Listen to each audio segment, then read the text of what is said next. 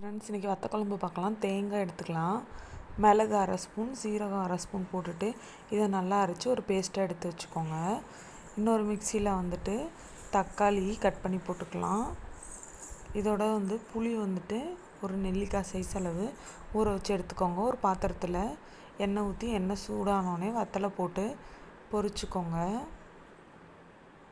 நல்லா வத்தல் பொரிஞ்சதுக்கப்புறமா அதை எடுத்துகிட்டு அதே எண்ணெயில் கொஞ்சமாக தாளிப்பு வடகம் போட்டுக்கலாம். இல்லைன்னா நீங்கள் கடுகு போட்டுக்கலாம். பூண்டு வெங்காயம் போட்டு கருவேப்பிலை போட்டு நல்லா வதக்கிக்கோங்க.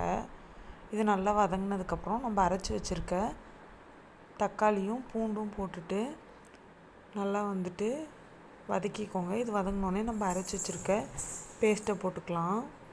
போட்டுட்டு இதோட பச்சை வாசனை போய் எண்ணெய் நல்லா பிரிஞ்சு வந்தோடனே குழம்பு மிளகாய் தூள் 1 ஸ்பூன், வரமிளகாய் தூள் ஒரு 1/2 டேபிள் ஸ்பூன், உப்பு தேவையான அளவு போட்டுக்கலாம்.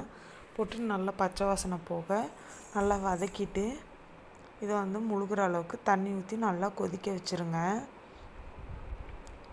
நல்லா கொதித்து எண்ணெய் பிரிஞ்சு வரணும்.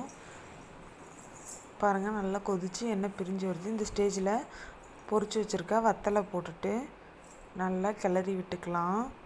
சூப்பரான வத்த குழம்பு ரெடி ஆயிடுச்சு.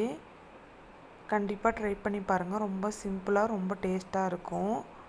ட்ரை பண்ணிவிட்டு எப்படி இருந்துச்சுன்னு கமெண்ட் பண்ணுங்கள். Bye friends.